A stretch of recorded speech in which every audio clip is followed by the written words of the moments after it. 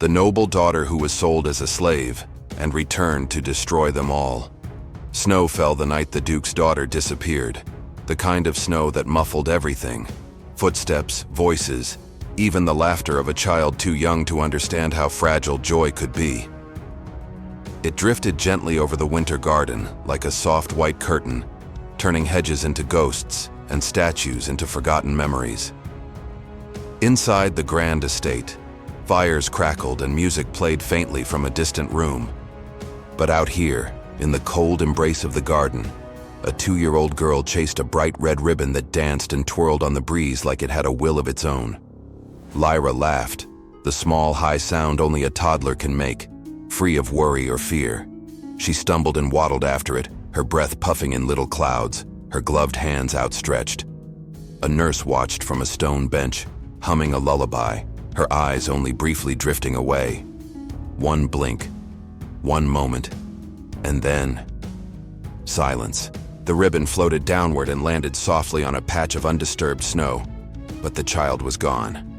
No sound of footsteps, no broken branches, no scream to echo against the marble walls, just a single red ribbon trembling in the wind and the sharp, sudden stillness of something stolen. Her name was Lyra. She was the daughter of Duke Alaric and Duchess Eleonora of House Varel, a noble lineage known not just for wealth or land, but for loyalty to the crown. Lyra had been their miracle child, born after years of prayers and failed hopes, marked by a rare trait passed down through generations: obsidian black hair and irises like deep rubies, a sign of the old blood. That night, the estate turned upside down. Torches lit the grounds. Riders were sent out in every direction. Servants were questioned, the guards interrogated, the nurse faint with grief. But the snow gave nothing. Not a single clue. Only the ribbon and the endless white silence. But Lyra wasn't dead. She was too small to understand the jolt of a carriage tearing through dark roads, the bitter sting of cold wind through the cracks, the smell of damp wool and bitter herbs pressed to her nose. Her cries were quiet, confused. Her hands reached for the nurse that wasn't there. Then the world went dark. She awoke in a room that smelled of mold and smoke. Men exchanged coins as if buying cattle. A woman in a coarse shawl clicked her tongue and muttered, "Too pretty this one, gonna bring trouble." But still, they took her. Not because they wanted a child, because someone had paid for silence, and a farm far from the capital was willing to accept payment in shadows. The apple farm sat nestled between hills that didn't ask questions. The town nearby had no newspapers, no politics, only the turning of seasons and the toll of survival. Here, Lyra became something new. Not a child, not a person, just labor. A number in a ledger, a mouth to feed if it earned its keep. Life there had rules. Wake before the first light touched the orchard. Carry water from the well with buckets too heavy for tiny arms. Scrub barrels until your knuckles bled. Sort the bruised fruit from the clean, and do it fast. Speak only when told, and never, never look the master in the eye. Children who learned slow were punished, and children who complained were replaced. Lyra learned quickly. She stopped crying after the first week. There was no comfort for it. She mimicked the other children, older and dirt-covered, their eyes too hollow for their age. She watched how they moved, how they spoke, or rather, how they didn't. She mimicked silence like it was survival, because it was. But the others whispered when she passed. "Witch child," they called her when no adults were near. Marked one. Her hair, black as pitch, and those strange gleaming eyes, too red, too unnatural, became a reason to fear her. The older farm wives clucked their tongues and crossed themselves. "Bad luck," one muttered. "Storms follow that one." The men didn't care, not really. As long as she worked, they didn't look close. But the children kept their distance. So Lyra kept her eyes down and her thoughts up. She learned the creak of every board in the floor, the sound of every door hinge, the timing of every bell. She began to count things. Steps between the sheds, seconds between mealtime calls, the precise number of apples that fit in a basket. Not because anyone asked her to, but because it gave her mind something to grip onto, like a rope in a storm. Behind the pantry door, she found a loose nail. She pried it free with trembling hands and hid it in the hem of her dress. Not to escape, not yet, but to remind herself that she could still act. That not everything had been taken. She was 5 when she learned to hide her eyes. A woman from the town came to buy cider and nearly dropped her basket at the sight of Lyra's face. "That one," she gasped. "That one's cursed." That night, Lyra smeared ash on her eyelids to dim the red. Later, she used a scarf to hide her face, pretending it was for warmth. It worked. Mostly. But it was one more layer of herself she had to bury.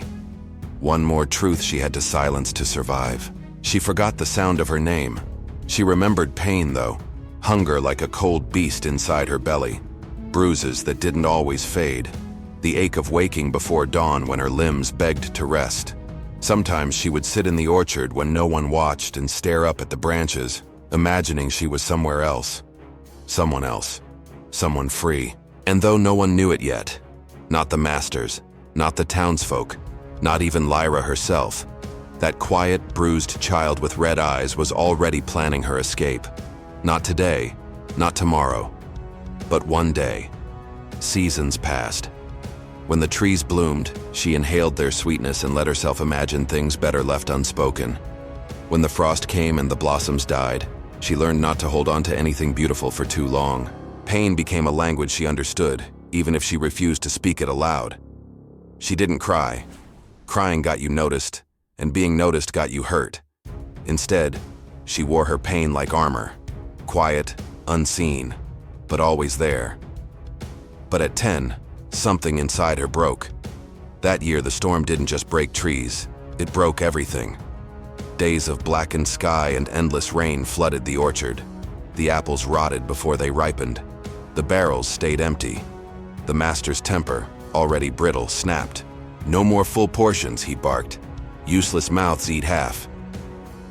That week, Lyra watched a boy smaller than her collapse near the press. He fell like a sack of grain, limp and soundless.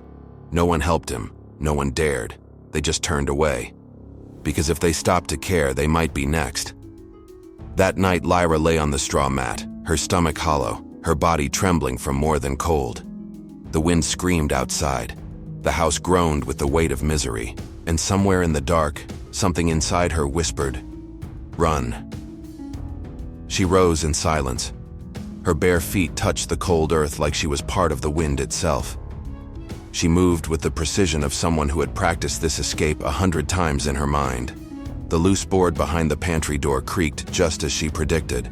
The hidden nail she'd pulled weeks ago was still missing, just as she'd left it. The hole behind the cupboard was small, but so was she. She squeezed through. And then she ran. She didn't run like a child afraid. She ran like someone who had already lived her fear and refused to feel it again. Every step was a declaration. Every breath was a battle. She didn't look back. Not once. Because what lay behind wasn't home. It was prison. By dawn, the farm was nothing but a bruise on the horizon. A scar fading in the light. Her feet were cut, her hands scraped, her dress torn. But her eyes, those cursed crimson eyes, were filled with something no one had seen in years. Fire. The road to the nearest town was cruel in new ways. People didn't see a girl. They saw a burden, a stray, a problem. She begged with a soft voice and was ignored. Then she learned to beg with her eyes steady and her voice firm. To say please like a fact, not a question. Some gave her crusts of bread. Some looked away in shame. One woman threw a bucket of cold water on her and called her bad omen. Lyra didn't respond.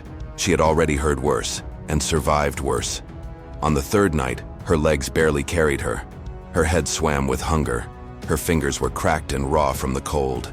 She found the steps of a crumbling old church and crawled under them like a wounded animal. She curled up there, shivering, unseen. And for the first time since her escape, she slept. Not peacefully, not safely, but freely. She dreamed of apples, not the rotten ones from the farm, but golden red ones she had never touched. The kind people smiled while biting. the kind she always believed only existed in other people's worlds. Little did she know, that dream was the first step toward a life she couldn't yet imagine. One where knowledge would become her weapon. One where kindness, rare as it was, would shape her future. And one where the red in her eyes would no longer be seen as a curse, but a crown waiting to be claimed. A priest found her there at dawn. He was old enough to have seen too much and kind enough to stop anyway. "Child," he said softly, "are you alone?" Lyra nodded. He held out a hand. "Then come. You can be alone with us." The monastery smelled of soap and old books. It had rules too, but different ones. Eat. Read. Work with your hands and your head. Pray if you want. Tell the truth. Lyra discovered that letters fit together like stones in a wall. Numbers clicked into place like gears. Her mind woke up as if someone had opened a window in a locked room. She loved silence the way thirsty people love water, because it let the words land. She copied psalms to steady her hand, then copied contracts to feed her curiosity. She asked questions the brothers hadn't expected from a child. Why does a seal make a promise matter? What makes a law? Who counts the counters? The priest, Father Marius, saw the way she held a quill like a key. He gave her more. Books on the kingdom's codes, a history of trade, sermons about mercy that did not hide from justice. When Lyra solved a math puzzle in half the time, he did not praise her like a miracle. He asked what she wanted to learn next. "What does freedom cost?" she asked. "It depends who's selling," he said, "and who refuses to buy." Lyra slept, ate, studied, and worked. Some nights the farm came back in dreams, the weight of the water pail, the sound of a slap landing across the yard. She woke with her jaw tight, fingers curled into fists. She would breathe until the room returned. The brothers taught forgiveness. Lyra learned it, repeated it, folded it into prayers like a leaf in a book, but the page would not lie flat. The farm had taken 10 years. Forgiveness could wait its turn. At 18, she had a plan. It was not a shout. It was a line of steps, each placed where law met truth. Slavery was banned in the kingdom. Everyone said it. Everyone pretended not to see when money said otherwise. Lyra began with records. Who sold apples to the capital kitchens? Whose wagons passed the toll house without stopping? Which names appeared on both charity lists and shipping manifests? She walked markets with a basket on her arm and questions in her mouth. She listened more than she spoke. She wrote everything down. She found the farm's name hidden inside a merchant's. She found the merchant's name inside a lord's. She found the lord sitting in council, smiling in theaters, shaking hands in the square. She did not feel fear. She felt calm, a straight line to the root. Lyra worked with Father Marius to file a formal petition. It did not accuse anyone by insult. It accused them by proof. Dates, signatures, payments to labor contractors who did not exist, the names of children who had vanished like coins into pockets. The petition carried the monastery's seal. It carried the law. When the clerk tried to ignore it, Lyra returned with a scribe and a crowd. "Read it aloud," she said, and her voice did not shake. People stopped. People listened. The city heard. The investigation moved slowly, then all at once, the way heavy doors do when enough hands push. Witnesses stepped forward, men with bad backs, women with quiet eyes, a boy who remembered the girl with red eyes who never cried. Inspectors rode out. The farm gates did not open in time. The arrests came at dawn. The master protested. His wife wept. Their cousin, a lord, sent a messenger with a threat dressed as a warning. Lyra watched from the edge of the square as chains clicked shut. The crowd murmured, then raised its voice. She did not smile. This was not joy. It was air entering a room after someone opens the window. News traveled faster than wagons. In the capital, courtiers whispered about the scandal. In the Duke's palace, a line in a report rose off the page. The young woman who led the petition had black hair, red eyes, and was 18. The Duke and Duchess looked at each other and stopped breathing for a second. Those features were rare. so rare they were considered a sign of their line. Their daughter Lyra had been taken 16 years ago. They had sent riders, money, prayers. All that remained was a ribbon and an empty room. A letter arrived at the monastery with the ducal seal. Father Marius brought it to Lyra with careful hands. "They wish to speak with you," he said. He did not say hope. He did not need to. Lyra read the neat handwriting. It did not command. It asked. Would she meet them? Would she allow a simple test? An old mark known only to family? Would she hear what they had carried in their hearts since winter the ribbon fell? She sat a long time with the letter on her knees. Anger had been a hard, useful friend. It had warmed her when nights were cold. It had moved her when days were heavy. Now a different heat spread through her. Fear shaped like longing. What if it was true? What if it wasn't? She went. The palace was bright and quiet, the opposite of the farm, the opposite of the monastery. A woman with tired eyes waited in a room full of light. She did not rush forward. She did not say, "My child," like a claim. She stood and folded her hands. "May I?" She stopped, breath catching. "May I see your left wrist?" Lyra held it out. A small birthmark rested near her pulse, a crescent with a dot. The Duchess put a hand to her mouth. The Duke, silent, steady, blinked and failed to hide it. The room blurred, and Lyra did not know why until she felt her own tears, hot and surprising. They showed her the winter garden. They showed her a box of little things kept safe too long. A ribbon, a shoe, a drawing a nurse had helped a toddler make, lines that meant nothing and everything. They did not drown her in apologies. They told her the story they knew and the search that never ended. They asked for hers and listened without flinching. Days folded into each other. Lyra walked hallways and learned the names of portraits that shared her eyes. She did not move into a princess's room. She kept her small bed at the monastery and visited the palace like a place that might become real if she let it. Father Marius came to the gardens and smiled at the hedges like they were trying too hard. He told jokes to the Duke that made the man laugh with his shoulders. The Duchess watched Lyra read in the library as if trying not to breathe too loud. Trust did not arrive like a parade. It arrived like light at dawn, slow, then sudden. She stopped waiting for a hand to strike. She stopped counting exits. She began to say mother in her mind and father without choking. One night she fell asleep in a chair with a book on her chest and curled up, and a maid placed a blanket over her knees and cried quietly because a house had been sad for too long. The trial opened with ceremony, but beneath the golden banners and polished marble floors, the air carried tension sharp enough to slice through silence. Nobles packed the chamber in cloaks that whispered wealth, pretending they were here for justice and not for spectacle. The gallery buzzed with whispers. Commoners spilled into the square outside, crowding near windows, climbing onto crates, trying to glimpse history in the making. At the center of it all sat Lyra, no longer the ghost child who hid behind barrels, no longer the girl afraid to speak. She sat straight-backed at the claimant's table, flanked by 3 lawyers who once underestimated her, but now followed her lead like soldiers before a general. Father Marius sat just behind, his hands folded in silent prayer. But even he looked to her for direction now. Across the aisle stood Lord Farron of House Farron, draped in a humble gray cloak, his shoulders bowed in a performance of repentance. A man who had spent his life in control now found himself clutching to dignity as if it were slipping from his fingers.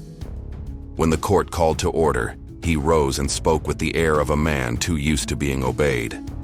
He claimed ignorance, claimed he had been misled, claimed his estate managers had made decisions without his consent. He painted himself a victim of circumstance, a misunderstood steward of the land. And when that failed to land, he turned to legality, citing technicalities, ancient bylaws, and commercial freedoms. Lyra did not rise to interrupt. She did not glare or scoff or fold her arms in disdain. She simply listened, expressionless, quiet, but alert. Because she didn't need to tear him down with words. The truth was already marching toward him, armed with documents and witnesses. One by one, the court heard the voices he had silenced for years.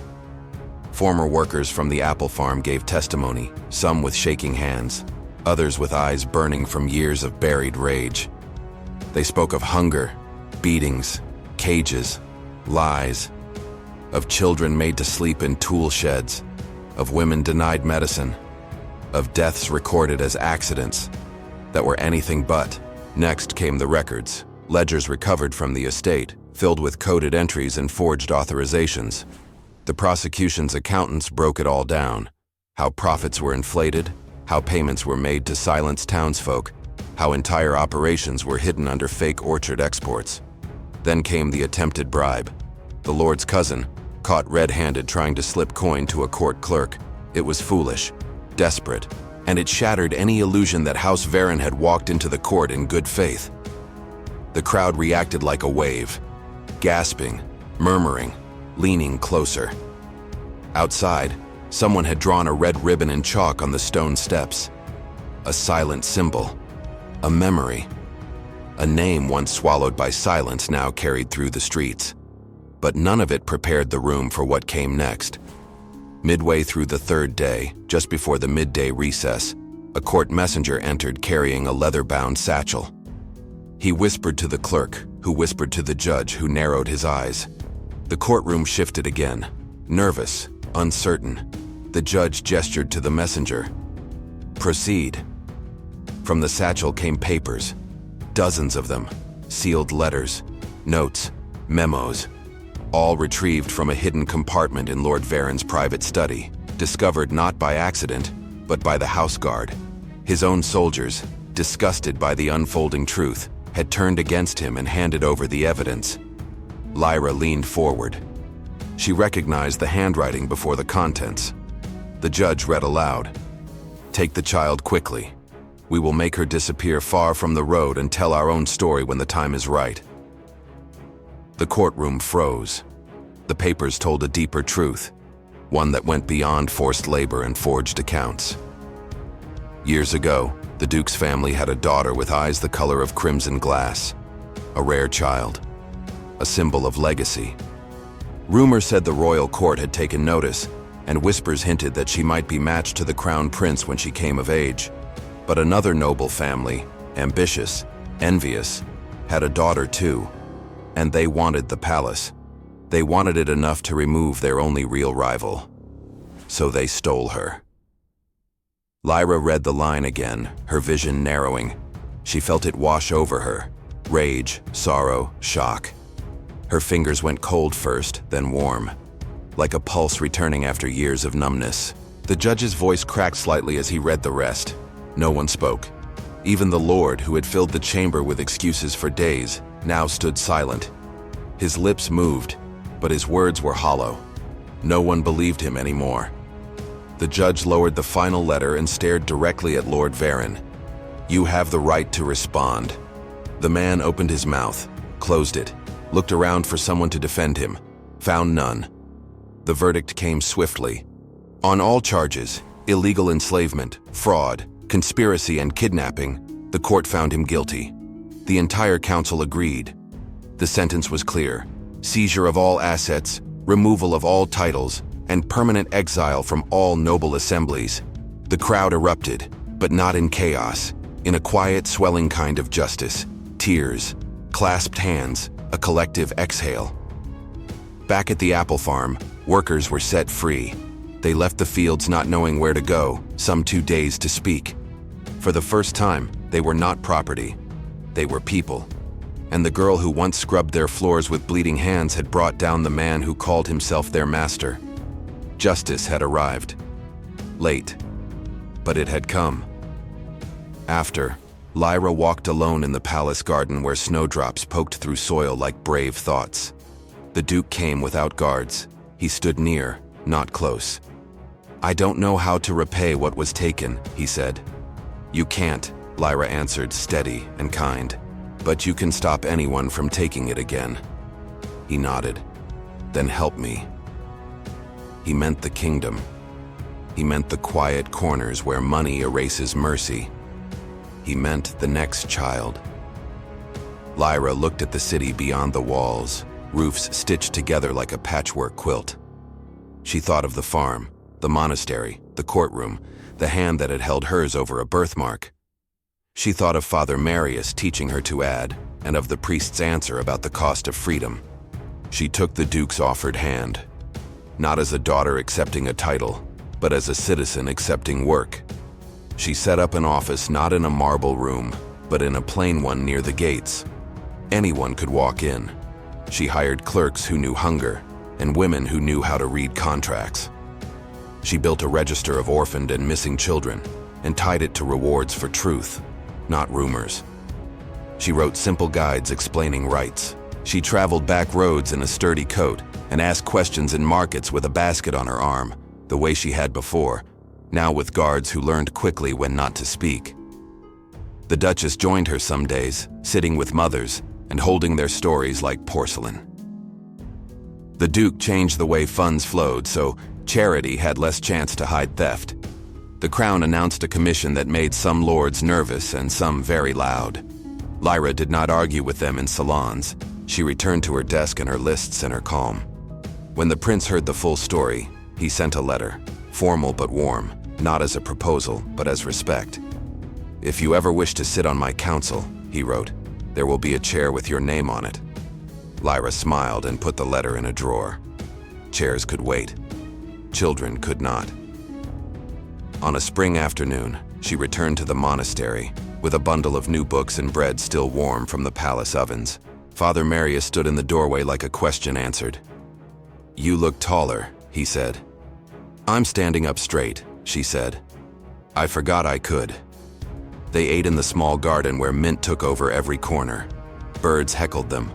A bell rang somewhere, off-key. Lyra told him about a little boy who had been found before he was lost for good, about a woman who had learned her husband's debt was a lie, about a judge who had started reading petitions out loud because a girl once asked him to. She did not tell him she sometimes woke still listening for dogs. She did not need to. He knew. When she left, the sky was clear and kind. She walked back through the city without a hood. People looked at her and then looked again, not because of her eyes, but because they recognized her face from the square and from the stories told at market stalls. A fruit seller handed her an apple without asking for coin. It was small and bright, with a bruise at the top. Lyra turned it in her hand and smiled. "Thank you," she said, and meant it. That evening, in the winter garden where a ribbon once fell, the Duchess took Lyra's hand. "I used to come here and count steps," she said quietly, "as if the right number would bring you back." "I used to count exits," Lyra said, "as if knowing them would keep me safe." They stood in silence and let the numbers go. Life did not turn simple. Nothing important does. There were new petitions, new schemes, new ways for greed to put on a friendly face. There were mornings when Lyra stared at the ceiling and had to choose to get up. There were nights when she returned late and found the Duke asleep in a chair, a book fallen to the floor and covered him with a blanket the way a maid had once covered her. There was joy too, easy and ridiculous. Bread that burned on one side and became a family joke. A dog that adopted the palace and refused to leave. Music in the courtyard that made even guards sway. On the anniversary of the trial, Lyra visited the old farm. It lay quiet under grass. The apple trees had been left to grow wild, branches tangled and generous. She stood where the press had been and closed her eyes. She did not see chains. She saw a child running with a ribbon. She saw a girl taking a step through a gap. She saw a young woman at a table, laying out proof like seeds. She opened her eyes and breathed in the green smell of leaves. "I forgive you," she said into the wind. Not because anyone asked, not because anyone deserved it, because she was done carrying a weight that did not belong to her. On her walk back, a little girl in a red scarf stared openly at Lyra's eyes and did not look away. "Are you a witch?" the child asked. "No," Lyra said, smiling. "I'm someone who reads the fine print." The girl nodded, as if that were the same thing.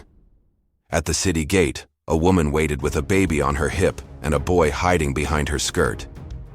"You don't know me," the woman said, "but because of what you did, my brother came home. I wanted to say, thank you." Lyra felt the words land and settle. She did not know what to do with them except hold them carefully. That night, the palace windows glowed warm against the dark. Lyra climbed the stairs without counting. In the corridor, the Duchess was laughing at something the Duke had said badly but earnestly, the way men do when they try. Lyra leaned on the doorframe and watched them being ordinary, which after everything felt like a miracle. She had been a child stolen, a girl enslaved, a student with a plan, a stranger at a table, a name returned. Now she was something simpler and larger, a person who chose, every day, what to do with what had been done to her. If someone asked her what her story meant, she would say this: that pain can plant a seed, but you decide what grows. That justice can be kind. That family is a verb. And you, if the world had stolen your name and handed you a number, if it told you who you were and dared you to disagree, what would you count to find your way back? Steps in a garden, exits in a room, or the people who stand beside you when you open the window and let the air in?